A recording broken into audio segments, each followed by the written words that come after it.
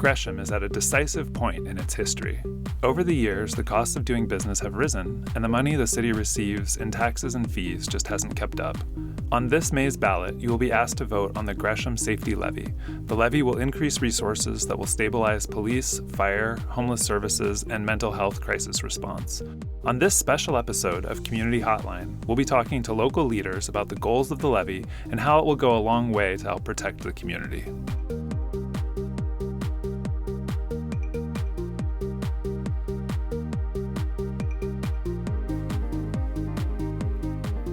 Hello, and welcome to this special issue of Community Hotline. My name is James Offsink, and I'll be your host for today's episode, which focuses on the Gresham Public Safety Measure. I am joined today by Gresham City Manager Nina Vetter and Chief of Police Travis Gullberg to talk about Gresham's Public Safety Levy. Thank you both so much for being here. Yeah, thank you, James. So, first question for our viewers who may or may not know much about the levy, what are we looking forward to? What should they know about this levy? Yeah, absolutely. First thing generally about levies is a local option levy, which functions just like a property tax, and it is to fund government services. The Gresham Safety Levy in particular is a property tax local option levy that would be for 5 years that would be dedicated towards funding our critical safety areas, including police, fire, homelessness response, as well as mental health. So the safety levy would be $1.50 per $1,000 of assessed value, which on an average home in the city of Gresham comes to about $28 a month. Thank you.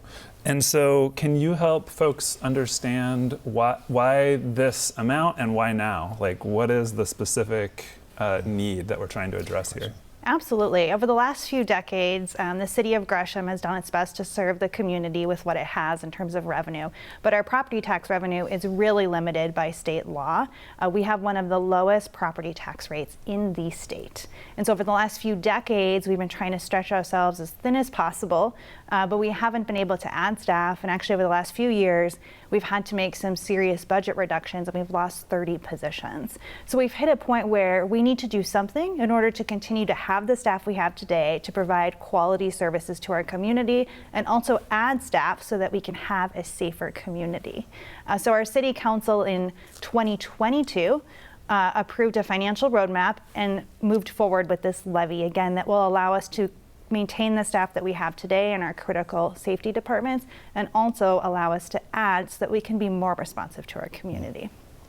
Thanks. And so, Chief, thank you for being here. Could you add maybe a little bit more about how, I guess first just setting the background that Nina talked about. So what are the changes that we've seen over the last few years that are really motivating the need for the levy at this time? Yeah, no, I think it's important to recognize that not only in our local community, but really on the national stage, as you will, that our communities are struggling with safety. And again, this is coming out of the COVID experience. It's coming along with the rise in crime, certain crimes, not all crimes. Certainly, we acknowledge that violence is on the rise as well. And what our communities are experiencing, we're not able to keep up with because of our staffing challenges. So as Nina shared with you about what we want to do around the levy, the idea is that we need that levy to support the work that we do every day. And we have been historically challenged here in Gresham, but even more recently around our experiences is we need help with this levy so that we can do the work that is needed to keep our community safe. So that kind of sets the stage as to what we want to do, but there's a lot of opportunity in not only meeting the need, but on growth. And when you say that we're really kind of lower than where we want to be, what are the key metrics that you're looking at? I mean, is it like number of officers per however many head count? Is it response times? Like, what are the key things that you're looking at that you think this levy is going to really make a difference? Yeah, that's a great question. It's a complex question, and there is no real answer to that. No specific answer that you can do. What I would tell you is the metric we use is, are we meeting the community needs? And if we're not, what are the staffing needs we need to be able to do that? And that's not only just with the police department, by the way, that's citywide in the services we provide. And so the metric really is getting in with our community, getting engaged with them, understanding their need, meeting them at their need, and then saying to our budget, this is what we need. And again, this is why the levy is so important, because not only does it stabilize where we're at right now, but it allows us an opportunity to grow in a way that's appropriate but meets the needs of our community. And so that is the true matrix. They've used those 1 per 1,000 before, and that we no longer look at that. We look at the calls for service and what our community needs are. That's great. I guess I'm hoping to paint a little bit of a picture here for what the state of policing in Gresham looks like today, and what it might look like in a year or 2 years, or should this pass, kind of what the difference that everyday people in Gresham would see. I'm a longtime community member, by the way. I think I shared that with our community before. While I don't live in Gresham at this current time, I grew up here, I was raised here, and what I know about our community is it's a very vibrant, diverse community, a very strong community, but at times we've struggled with our ability to provide services to the city. And so the picture that I would paint is we know historically we've been challenged in the ability to provide service based on staffing. But what I really like about the levy is it allows us an opportunity to, again, to reiterate, stabilize where we're at, but also grow. And where that growth is that we can meet the challenges that our community is facing. And that's changed, by the way, over the last 5 years. The need for mental health services, the need to focus on those that are suffering from homelessness, the need to provide safety and security and have everybody feel safe and feel like they have the ability to thrive. Those needs change, and what we're not able to do when we don't have stable funding is actually provide the services and meet our community at where they have the need and make sure we're providing the right services. What would you say? Absolutely, and I would add, because of where we're at today in police and our other departments, we're primarily reactive. We're reacting to the safety challenges that arise of the day. And we've had to pull back from some of the great specialty teams that we have, particularly that police has, our neighborhood enforcement team, which addresses livability issues across the city, our proactive traffic enforcement team. And we know that those are of extreme value to our community, and it's important that we have those proactive those proactive efforts and that proactive outreach, and we just aren't able to do that right now because of our limited staffing. So the levy would allow us to be more proactive, to try to get in front of safety challenges instead of always having to react to them, which ultimately should drive a more safer community in the long term for our community. Can I get some more specifics on that part? I mean, I've heard both of you now say one of the key takeaways from the levy is to be able to be more proactive about public safety instead of right now the city being so limited is forced to just be reactive. And so, for an average, community member in Gresham, what does being able to be more proactive look like? What's one thing that they're going to see, should this pass? Yeah, so again, I want to be very clear that the community understands that we'll be there when they call 911. And so the reactive part is that we do have staff that have the ability to answer that 911 call. The proactive work is, as Nina talked about, the specialty teams or the things we can do to either intercept or prevent or intervene, do collaborative work with other system providers, whether that's mental health systems, whether it's homeless services, so that we're taking a holistic approach to our community safety. Again, the idea we're just reactionary. We will be there when you call 911, but in a perfect world, with the appropriate funding and the appropriate staffing, we're doing that work before to prevent crime and making sure that we're getting our community holistically served so that everybody has a chance to be successful, to thrive, and feel safe in their community. Thank you. So you mentioned earlier, Chief, in your comments about how the need and the nature of safety has changed, especially over recent years, and how now in Gresham there's challenges with people experiencing homelessness and how that warrants some different responses and types of responses. I wonder if you could talk a little bit more about the dynamic between mental health professionals and your bureau. Yeah, another great question. Thanks, James. When I think about that, I think about again, that holistic approach of providing wraparound services, not just a law enforcement forward, while that's one component of it, but it's that relationship, that mutual responsibility of going out in the community with our service providers. And in case we're fortunate, we have a behavioral health unit, and they're a very successful model. Unfortunately, we've had to pull back from that because of the challenges we face with staffing and funding. But that program is very successful at getting to the individuals in our community, meeting them where the need is, and bringing that need to them.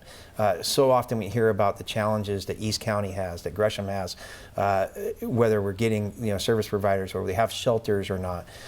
And so what I like about our approach is that we're collaborative, but that we co-respond model between our clinicians and our police officers, and that way we can approach individuals in a different way and be more successful in that approach, but we have the safety and security of having police officers respond with them. Again, the challenge is, and this is why the levy is important, that work is challenging when you don't have the stable funding and when you don't have the stable staffing to be able to do that. That's what this levy does for us. Yeah, I absolutely agree. Our goal is to get the right resource to the problem and to provide comprehensive safety to our community. And while we are doing our best efforts, our staff is doing a great job every day trying to do that. It's just really hard to do that with our limited staffing. And we know that for any one safety-related incident, we might have, we might need a law enforcement response, we might need a mental health clinician, we might need a homelessness team response, we might need a nurse, we might need an EMT. There might be multiple resources that are needed in order to properly care for and take care of that response and take care of the people who are involved in that safety-related incident, so that we're not only taking care of the people in that moment, but we're trying to take care of them in the future. We're trying to prevent future crime. We're trying to get them the resource they need.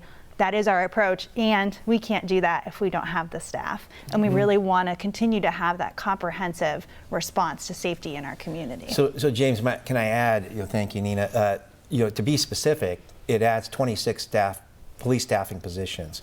And notice that I didn't say police officers, I said police staffing positions. And the reason why is because we're taking a more, again, that holistic model approach of, with those 26 positions, we're adding police officers, we're adding clinicians, we're adding professional support staff. What we want to do is not only, grow our infrastructure in terms of service delivery, we also have some ability, like for instance, we want to open up facilities like the Rockwood office and make that more accessible to our community more often, so that our community members that need assistance in policing or filing a police report or getting their recovered property back can go there instead of having to go to a different location. So I think that's the other part is that it adds additional police staff holistically, and then it also enables us to, the ones that we've created temporarily, to move those into full-time positions. So again, it's that robust response to our community needs in a number of different ways that better serves them. When I think about community safety, it almost feels like there's the reality of how safe people are, and there's also the perception of safety. And it seems like, putting something in front of the voters, it's going to be really important to be able to move the dial on both of those things. And so I wondered if you could talk at all about how you're thinking about helping the perception of safety. I mean, sometimes it turns out, a community is very safe and that there are very few, crimes in, certain parks or certain areas, but people still feel that maybe it's, not safe. And I wondered if you, had thoughts about that for voters as well. You want to go first? Sure, I can go first. I think one thing is what builds trust and makes people feel safe is that they get a response and they're heard from and they're followed up on when something happens. And again, with our limited staffing, we'll respond in the moment. It is hard for us to provide that really full, thorough, ongoing communication with someone who's been in a safety-related incident. And so I think that's definitely one challenge that we're facing. And to give a specific example, in police, some of the positions that would be proposed for this levy would include community service specialists who would be able to take non-emergency calls and provide that more thorough constant response to people for those non-emergency incidents that occur. So I think that that's a great example, right, of what the sense that people might get of not feeling safe when they're not seeing the response, they're not seeing the thoroughness, they're not communicated with on an ongoing basis in an incident that they may have been involved in. So we certainly would hope that with the additional staffing, we would be able to improve upon that.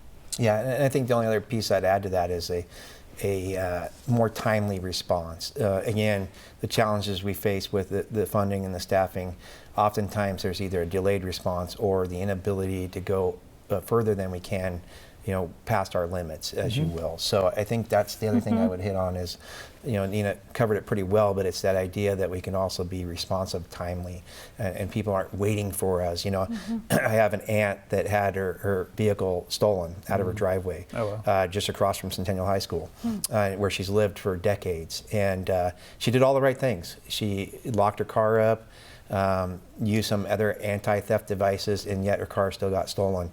I'm very thankful of the work that we did to recover it, but I wonder about the delays in her ability to connect with us and have to wait for us, and the challenges we have around.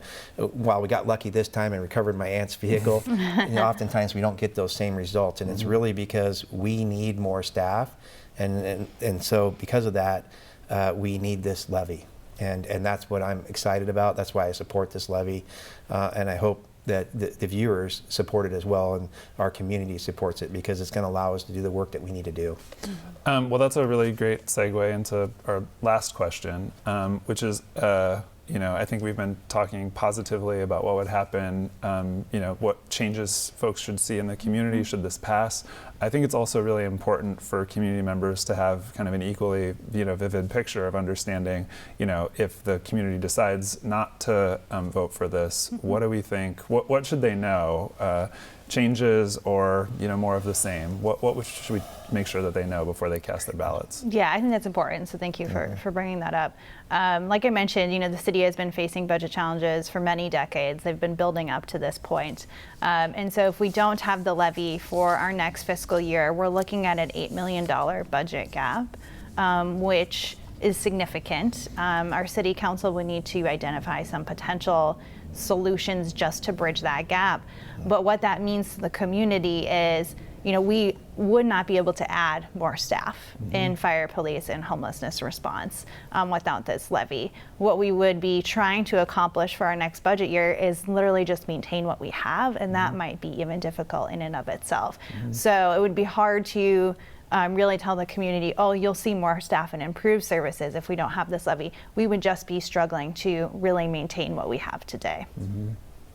And I would just add slower responses, maybe not getting that follow-up investigation that you need. When I think about my aunt, maybe not recovering her car in a timely manner, and that's not acceptable to me. I mean, we often talk about some of the experiences we have, and one gunshot victim is too many. One death in our community is too many, and I think about if we don't have the staff and we don't have the funding to like Nina said, it's one thing to be stable, not even barely meeting the needs of our community. It's another thing to say, this is what our community needs. We need to get there, and this levy helps that. Well, thank you both so much for being here to educate voters and for sharing your perspectives with the viewers who are tuned in today. Once again, this is Gresham Police Chief Travis Gullberg and Gresham City Manager Nina Vetter. Thank you again. And to all of those of you tuning in at home, thank you for joining us. Please remember that the last day to register to vote is April 25th, and that your ballots need to be postmarked by May 16th. Thank you so much for doing everything you can to become an educated voter.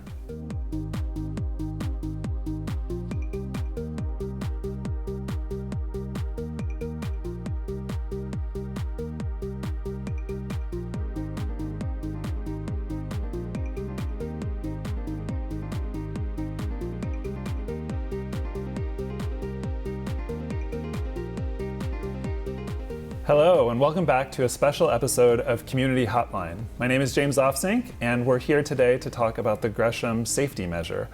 We're fortunate to be joined by Gresham City Manager Nina Vetter and Gresham Fire Chief Scott Lewis. Thank you so much both for being here. Thank you.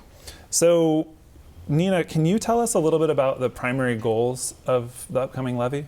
Yeah, absolutely. So our Gresham Safety Levy that's on the ballot in May of this year is a 5-year operating levy that would fund our critical safety services at an average cost of about $28 per household. So our community safety levy is really focused on a few key areas: police, fire, homelessness response, and mental health response. Since the city has been in a budget crisis for the last few decades, we have not been able to provide the community really with the services that they need, that they demand, and the services that are needed in these changing times as safety has evolved. So the Gresham Safety Levy would allow us to stabilize our current services that we do provide in safety and add strategically positions across those critical safety areas so that we can be more responsive and we can be proactive. In addition, it would allow us to expand our hours of service and availability of our homelessness response team, which is really important. And we continue to hear from the local businesses that we have that service is critical. And like I mentioned, it would also allow us to avoid layoffs because we do need a solution for revenue in order to just maintain what we have today, not even expand. Thank you. And as you kind of went through, I think the 4 areas that you said were police, fire, homelessness, and mental health. Is that right? Correct, yeah. And so I'm wondering if you could say a little bit about how the city came up with, that mix, or if this levy bears on a greater ability to collaborate, or if, between those different areas. It seems like there's so much overlap. Yeah, absolutely. The city went through a strategic planning process over the last few years and heard from the community. We heard from kids in schools. We heard from seniors. We heard from everyone across our community about what was really important. And one of the key strategic priority areas that was developed was community safety. In addition to that, we know we have needs across our whole city. We provide a lot of services to the community. But in the last year, we've had 2 third-party studies done. One was a police organizational assessment, and one that was most recent was our fire standards of cover. And both of those studies highlighted the staffing gaps that we have and the staffing needs that we have in both of those key departments. So both of those reports and that information was key in us developing what this levy should be for. Again, knowing we have needs across the city, but knowing that we have very big gaps in our police and fire areas in particular, and that our community is highly concerned and highly interested in helping achieve goals for those 2 areas. That's great, thank you. And we're very thankful to have you here, Chief Lewis. I wondered if you could kind of maybe give some more specifics to what Nina talked about with respect to the particular need in the Gresham Fire Department. The Gresham Fire Department has been pretty stagnant. I've been here 20 years and became the fire chief in October. And over those 20 years, we've really increased daily minimum staffing by 1 2-person pickup truck. Wow. Which we call a rescue. And that rescue goes to lower acuity calls, the less serious ones, leaving the heavy assets, the big red fire engines, in service for something that's more serious. So as our population has increased, our population has gotten denser, our calls for service have gone up in a similar manner. So the proposal on the ballot for May would add 1 more of those 2-person rescues on the east side of town, where we have the other one on the northwest end of town, and provide relief to a fire engine that is very busy on its own. But we also found out through the standard of cover report that Nina just mentioned that about 46% of the time when that engine is out on a call, there's another call for service in its service area. So nearly 50% of the time it's out, another engine has to come in and cover for another call. Wow. So putting that 2-person rescue in there to take those first calls, those lower acuity calls, again, would leave that fire engine in service for the more critical calls. And as we get into a little deeper into it, the plan also calls for reinstating 3 deputy fire marshals that have been cut over 15 years ago. We just haven't had the resources to restore those positions. Now, those positions will allow us to do more public education, and we do almost none now. Okay. So being able to do fire prevention, fall prevention for our elderlies, and businesses, that we don't get into now to do the inspections. And the third portion of that, or the fourth, would be fire inspections in the schools. We're not inspecting the schools on a regular basis. Now, they have very good maintenance crews and they keep them up. And a lot of our schools have been remodeled or replaced through levies, and they have new alarm systems and sprinkler systems. So we're not worried about a lot of danger to the kids that are in those schools, but we still need to get in there and do those fire safety inspections to make sure something's not being missed. Thank you. Wow, that's a lot of different areas and brings to mind a number of different questions. Starting with the last thing first, could you talk maybe about the importance of investing in some of this fire prevention work as, a long-term kind of benefit to the community, but also cost savings measure? Yeah, so I don't want to spout statistics that I can't remember exactly. Fair enough. But quite frequently, if you have a fire in a business, especially a small business, family-owned business, they are generally undercapitalized, and they can't stay afloat during that period when their business is remodeled and the space is made usable again for them. So frequently, those small businesses, when they have a fire, they're done. They're out of business, and they go to work for somebody else. And then larger businesses, they will take that opportunity to relocate. So there's a high percentages of small businesses that never reopen, and then the larger ones will take that opportunity to move to either a bigger location, a smaller location, or somebody else may be offering them a better tax deal or something, and they'll relocate. So commercial and business fires have a detrimental impact on communities they're in. So that's kind of the money measure portion of that fire prevention model. Yeah, thank you. That's really helpful. I wondered if you did I hear correctly that the main ad in terms of staff is 3 additional positions, or was that just one slice of, should the levy pass, what you're picturing? Should the levy pass, we will add an additional 2-person rescue at Station 7-2 over by Kane Road Park. Now those 2 people, that's 2 people every day. And we staff 3 shifts, so that's 6 people working every day. And then there's another component of that, which are filling in for the people that are on vacation, sick, or all those other kind of things. And it's cheaper to hire people than it is to pay overtime to fill empty seats. Sure. So there would be 9 new firefighters that would be hired, 3 deputy fire marshals, and then the third component would be 4 personnel to staff what we call an MIH, or Mobile Integrated Health Unit. Okay. Those would be 2 nurses, 2 EMTs, and these would be the ones that go out and respond to those very lowest acuity calls where there's not likely to be a transport to the hospital, they're not in any kind of immediate danger, but those are the calls that take the longest. You have a person who's been discharged from a hospital, and they don't exactly understand their prescriptions. They have to make a follow-up appointment for their family doc, and they don't do those kind of things. Or somebody who's a repeat caller to 911. We have a lot of people we refer to as our dedicated customers, and they use our service a lot. But frequently their need is not a 911 call. They simply don't have a better resource. So these MIH, these Mobile Integrated Health Units, can take care of setting them up for social programs, making sure they're in connection with the right place. Sometimes all they really need to maintain a healthy environment is a ride to the Senior Citizen Center, and they simply don't have that way to engage that. So those are a lot of the things that Mobile Integrated Health can do, because they have the time to spend 30, 40, an hour with an individual, either a couple or an individual person.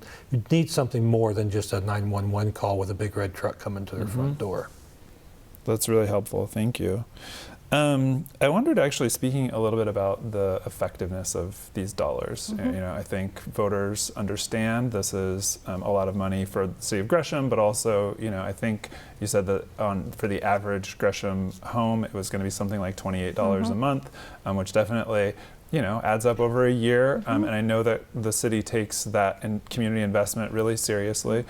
With respect to things like, saving money, paying for regular time instead of overtime, I wondered if you could add anything about how this money will be used effectively at the city. Absolutely. Thank you for that question. Yeah. When we were putting together what is the Gresham Safety Levy, like I mentioned, we did look at the police organizational assessment review as well as the fire standards of cover, and had great conversations with our staff about what is the most strategic and effective use if we are going to be asking our community to invest, if we're going to be asking our community for more. It's not just, we don't want to ask for things that, oh, that sounds nice, or maybe we would like to try that. It's really, what is the resource that's needed, that's backed up by our third-party studies? What is a resource that we know in time will return its investment, like fire prevention and some of the prevention efforts that we also have in our police department that would be funded out of the levy?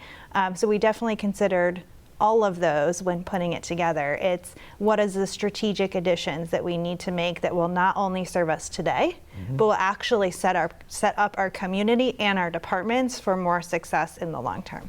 That's great. Thank you so much. I wondered, both of you, I don't know who would like to start on this, to maybe give some more specifics about what, as an average community member, taxpayer, whatever, if this should pass, a year or 2 years from now when the money has been actualized and the programs have been implemented, what is going to feel different? Is there, boots on the ground, something that can be described that we can't do this today, and should this pass, we're going to be doing this differently? Yeah, I think from a response perspective, our response times don't meet the national standards. Okay. In fact, for a community our size, we're about 30% busier than other communities of similar population. And you would think that we would have more firefighters, but actually we have less firefighters in those other communities. And those kind of resource challenges drive up response times, because if somebody's coming from further away, it simply takes longer to get there. And if you've lived in Gresham very long at all, you've noticed our traffic is more congested and busier than it used to be. So having that resource close to you will get them there quicker, reduce that response time, and improve the level of service we give to you. In a situation where maybe every second matters. There are those, and some people overplay that, but certainly I've been in the business long enough to see that difference matter. And it happens in Gresham on a regular basis. I dare to say almost daily, our people responding to those homes make a difference in the outcome of those individuals. Second to that, you'll see us doing more public education, whether it's a seniors group or a scout troop or an evening activity that the city is hosting. Having people there passing along that fire prevention message is really the best way, because we're not going to be able to go to everybody's home and do their own fire inspection. But if we can be in the public where the people will gather, and you need to go to them because it's hard to get them to come to you, that's when you have the ability to impact and actually make that connection with the public. And pass along that crucial information. Pass along that crucial information. One of the things, we were fortunate enough to share our message at the Senior Citizens Center last week, and one of the things that they're concerned about is fall protection. So it doesn't take a lot to keep people from falling, but they simply don't know. They've had throw rugs down their hallway for 20 years. It's time to roll up the rug and move it out of your hallway, simply so you don't fall. And getting that message out, we haven't been able to do, but it's important to those communities. Absolutely. I love that example of some quick tips and tools that exist that we just haven't had the staffing or support to be able to work on the education, where there are some things that our community can be doing that are really simple that would make them safer across the board. And if we had more resources to dedicate towards that, proactive prevention resource, we could really ultimately make our community safer. Thank you. I know that the challenges around homelessness in Gresham are one of the considerations for the investment of this levy, and I know there's a lot of different parts of that, and I wondered if either of you had anything to say about the overlap between the fire department and how this levy might change either collaboration around dealing with individuals experiencing homelessness, or any change that makes sense to make sure that voters know about. It's when Gresham started having its own homeless outreach. It's like, okay, that sounds good, and understand that. But when my firefighters got the phone number of the person to call, when somebody's in trouble and needs a resource that they can't provide, that was like an aha moment for our firefighters. It's like, yeah, because we've been dealing with this for a number of years, and as it is now, the resource is great, but it could use more hours in the day, hours in the week, and I think that's one of the things that the levy promises to put forward. Yeah, absolutely. Yeah, we constantly hear how responsive our homelessness response team is. Their priority is to connect people who are experiencing homelessness with the right resource. Everyone has their own unique situation, unique story of how they ended up in that position, and so the solution is not always the same. And our team is really responsive in spending some time with that person or group of people, if it might be, understanding what they need and trying to connect them with that resource. But like you mentioned, the challenge that we have is we have limited staff, so we have limited hours, and it'd be really nice, homelessness impacts people all times of the day, not just Monday through Friday, 8 to 5. Right. So we constantly hear from our businesses and from our community, this is a great resource, and it would be really great if it was available, on the weekends and after business hours. And I guess in that same vein, feels like a theme of the levy, should it pass, is to be able to connect the right resource to the community member at the right moment. And it seems like this helps make that possible. Whereas before, or I guess the current state, it's really difficult to always for Gresham to be able to commit to that. Yeah, I absolutely agree. That is our goal, is put the right resource to the problem. We do our best every day, our team, whether it's police, fire, or homelessness response team, we do our best to respond the best we can, but we have such limited staff. Sometimes we can't always send the perfect response or the perfect resource to the situation. And if we can do that, if we are able to have more staff where we can provide the right resource to the problem, not only are we properly dealing with the situation and hopefully providing a solution to the people or the person involved in the issue or the situation, but hopefully we're also preventing any further crime or medical incidents because we are providing that more thorough response. So it's not just about responding in the moment, it's also trying to prevent further incidents, which again is hard to do with the staff we have today, but with more staff we would be able to do that for our community. Well, that's wonderful. Unfortunately, that is all the time that we have for this segment. But thank you so much, Fire Chief Scott Lewis and City Manager Nina Vetter, for sharing your time and expertise with our viewers today. Once again, I'm James Ofsink, and this has been a special episode of Community Hotline, leading for the Gresham Public Safety Measure leading up to the May 16th election. In order to vote in this election, you need to be registered by April 25th. Thank you for tuning in and for being an informed voter.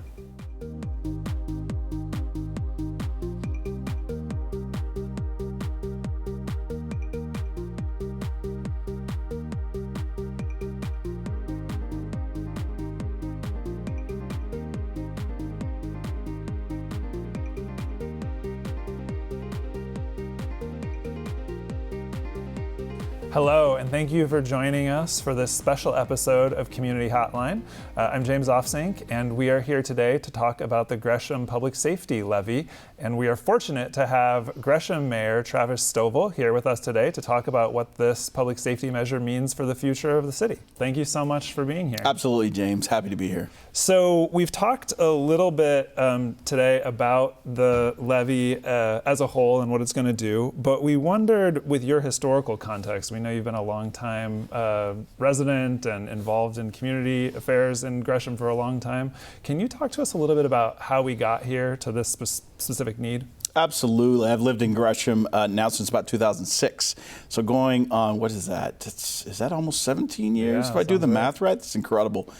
Time flies under that concept of the proverbial nature of that. And so I've been here quite some time, although I was Gresham focused all the way back to early 2000s when we I worked for Adventist Health, and we built a facility over on Burnside and Civic. And so that was my first introduction out here to the East Side. And being introduced to the East Side, I moved here from the Midwest. I was a windsurfer and a snow skier. And it's one of the best places to land if you love windsurfing and snow skiing. And so when I landed here, I loved this community. It was right in the heart of all things fun, have access to the Hood River and Mount Hood, and then access to everything else in the region. So I really enjoyed it. And as I began to get ingrained into the neighborhoods, into the community, I joined the Chamber of Commerce and joined the board there. I started to see some of the beginnings of some challenges, even back then. I come from an inner city of Kansas City, Kansas, and sadly enough, sometimes that city is struggles with some with crime and violence and things like that. I know both the mayors both on the Kansas City, Missouri side and Kansas City, Kansas side are making incredible headways into some of the challenges they're faced with. But I saw some of the beginnings of those things here. And at that time, former Mayor Shane Bemis, of course, he was mayor for 14 years in our community, absolutely appreciative of his leadership. He saw some of the things that we were recognizing as community members and put forth and talked to us about the potential for a safety levy back in 2008. And put together a lot of resources, a lot of people came together. I joined that committee to start working on that. And sadly, back in 2008, it failed. We started talking about having to be proactive in addressing some of the challenges that we would see, and it's not just about intervention and prevention. It's not just about intervention and enforcement. It's also about prevention, and how do we make sure we're investing across the continuum of public safety? And at that point in time, we were primarily focused on the police side of it. And at that point in time, it failed, like I said, in 2008. And we saw some things progress from 2008 to 2014. And so 2013, we went back to work on a second levy. And in 2014, it failed by just a small amount. So we knew that the message was resonating with our community members. And sadly, today, we've seen some of the highest crime numbers we've seen in Gresham's history. And that's the sad part of the maturation of the problem that we're now facing today. We've got to be able to make these investments in the city of Gresham, our leadership, our law enforcement, our fire folks, our first responders. They've been, we just came out of the pandemic, and so some of the problems have been exacerbated by that. But now we're at a point where we have to be very proactive.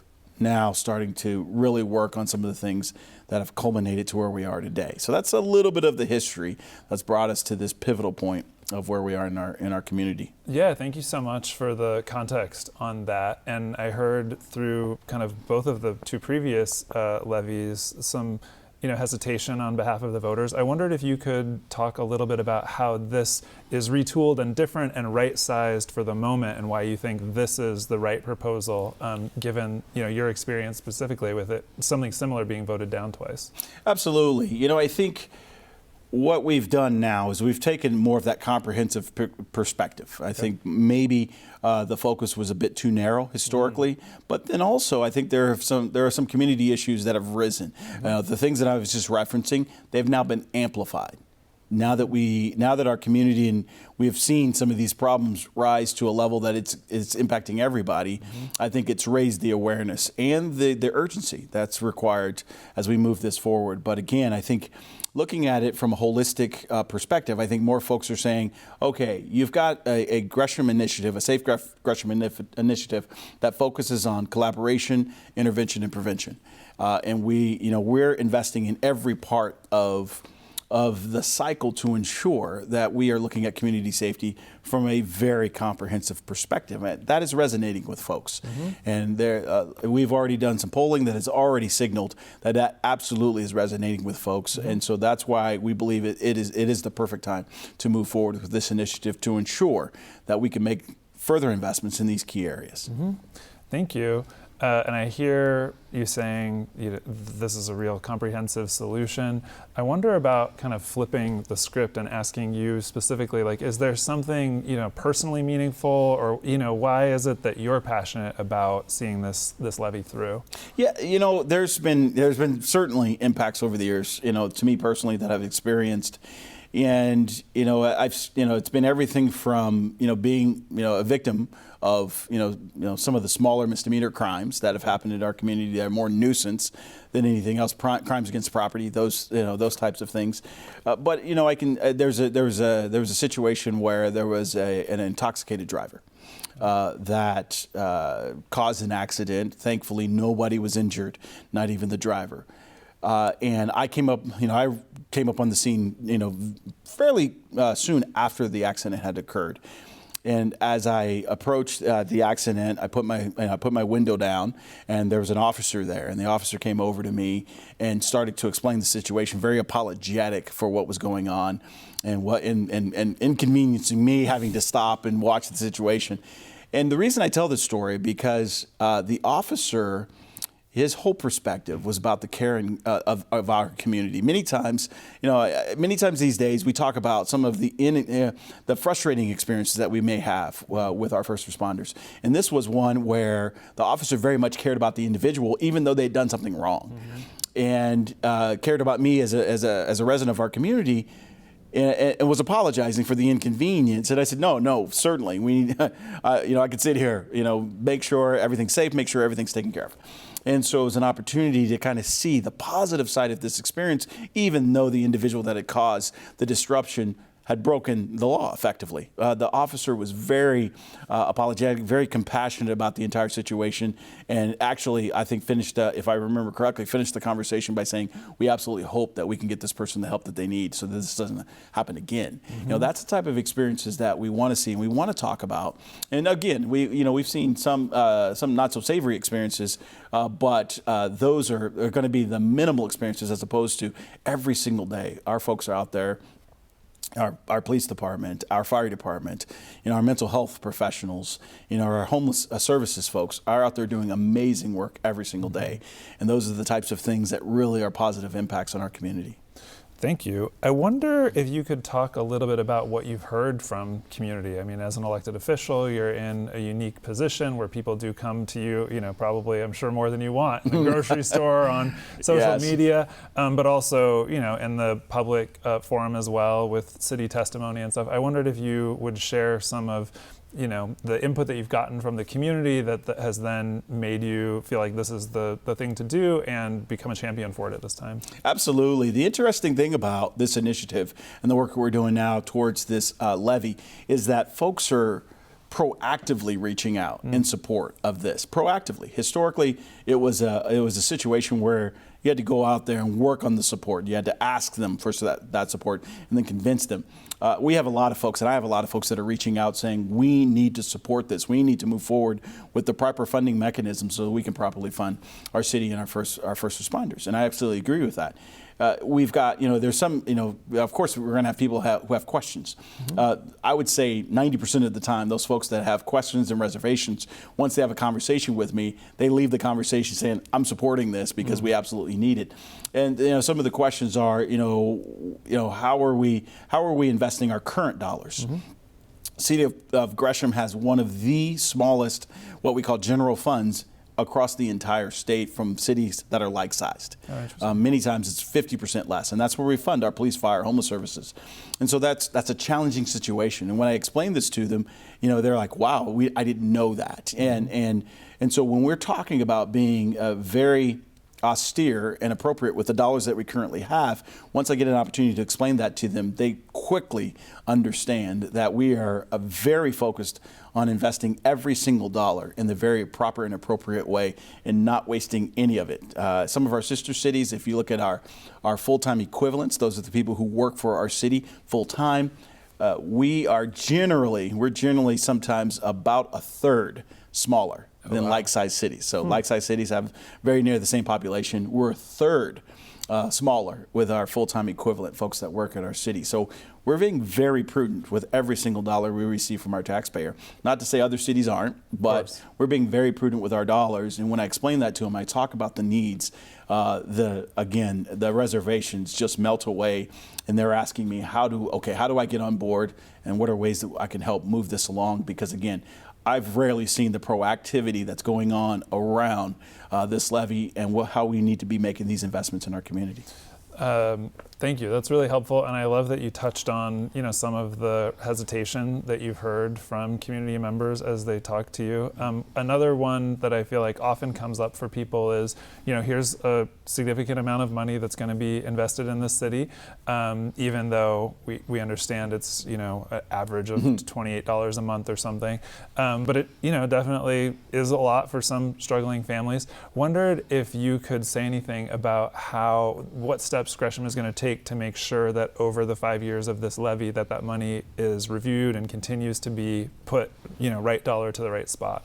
Excellent question, James. We already, we have a very transparent type of financial reporting, and many regulations and rules and policies that we have at the state level require this level. So if we ask for $1, specifically ask for something to go towards us, we actually have to call that out specifically in our financial reporting mechanisms, and we do that. And we do that very clear and very transparently. Sometimes it can be a little tricky if you're not a financial professional to be able to read everything. I mean, I'm a financial professional, so when I look at it, I can't look at it through the lens, that many of our community members look at it, and I need to remember that. But if we get $1 in specifically, we show it going out specifically. And in this case, we're actually going to have a levy committee that is overseeing, and every time we have a budget, every single year, we have our finance committee and our council sit together as the budget committee.